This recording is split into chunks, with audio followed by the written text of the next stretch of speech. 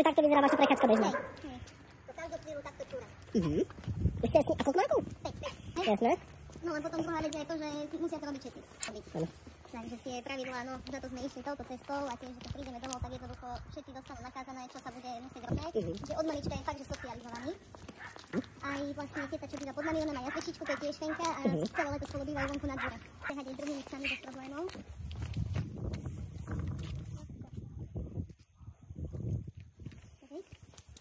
Tuto môžete zastaviť kľudne, posadiť.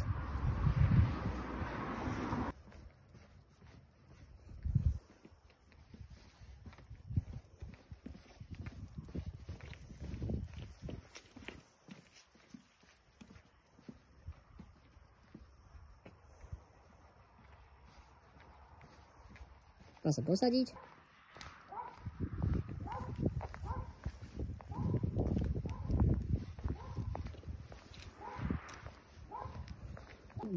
Dajte tú voľnosť do toho následovania, teda z toho následovania do toho objavovania.